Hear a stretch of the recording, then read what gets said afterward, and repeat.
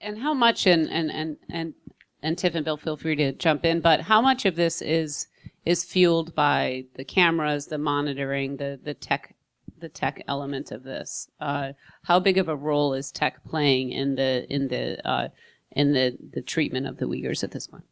Well, I think tech has clearly been deployed to an extraordinary extent in that region, largely to hoover up information about people through all manner of technology, whether it's Wi-Fi sniffers, facial recognition, this app that police use.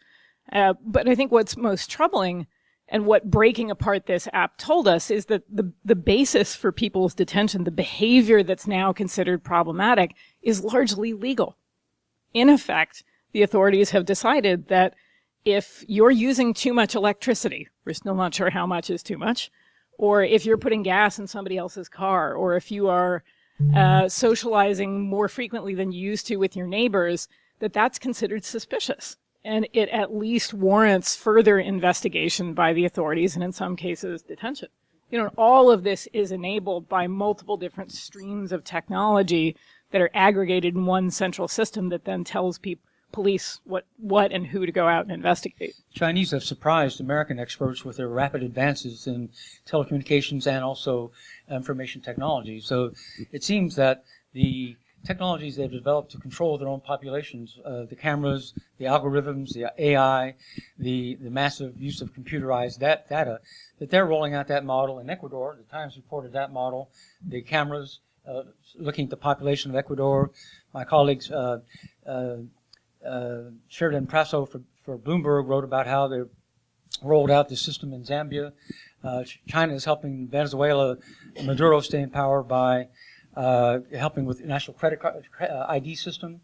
So the surprises, Americans were flabbergasted by this APT-10 case that broke in December. Their level of sophistication has reached the point that they were able to create malware that faked out IBM's cloud computing system, and they got access to IBM's cloud computing system, which would be one of the backbone systems of the American computing system. And they were able to then get inside and study keystrokes of people using the system, and then to duplicate their logins and their passwords and log in as registered users. And they used that penetration. They were inside for 4 years. 4 years. This was done by a group APT-10 out of Tiananmen, which is affiliated with the Ministry of State Security, according to the feds. So the Chinese level of sophistication has reached the point that they can penetrate our systems at will. It's striking, Sophie, what you mentioned, that 2 years ago, just the speed at which this occurred, that we just did not see it coming. I mean, Tiff, you've been writing for a while about smart cities. Is this kind of surveillance that we're seeing in Xinjiang, and I want to talk about elsewhere in a moment, but is this an extreme example of smart cities? Is this a smart city? Like, we're hearing, is this a super smart city? Is it? That sounds very benign, and so where does the one begin and the other take it up? I think it is important to remember that you talk to a company, a Chinese company that's doing smart cities, and I did an interview not too long ago, a little over a year ago, with a senior VP from iFlyTech, and they're probably the top voice recognition company, probably doing, I think, Sophie would know more than me. We know that they worked on Uyghur language. They're probably doing some very, very scary things in Xinjiang. And I talked to them about smart cities and the projects they had been working on. At that point, I think they had 20 different cities they were working on in China. They spent a lot of time talking about the challenges of rolling these out, and I took them at their word. I didn't have any reason not to. Some of the specifics, for each person, they were saying about 4,000 data points would be collected into their idea of a smart city.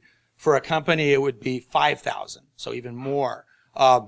They said that a city might have 53 departments, I think was the figure, all of which they would want each of them to be feeding their data that they gathered, whether it's public security, whether it's traffic, whether it's social welfare. All this they'd have to get 50 different departments to cooperate. They said it's a huge headache. So the first city they did was Wuhu Anhui, which is where they're based.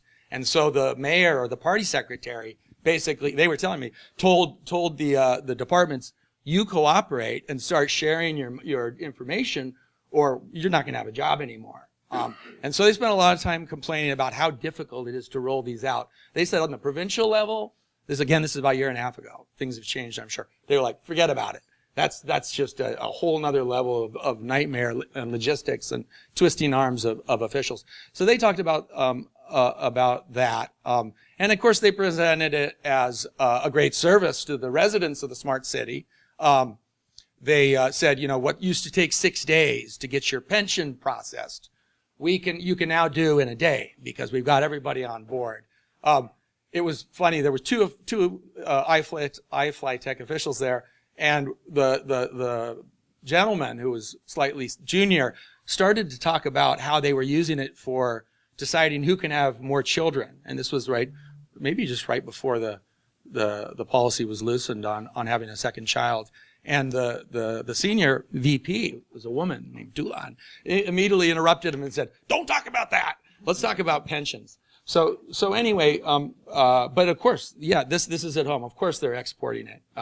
Kenya, Tanzania. Do you think if they sell a smart city system to Nairobi, that they're also able to tap into that through the Huawei connection? Can they get access to the information that's stored in a smart city system?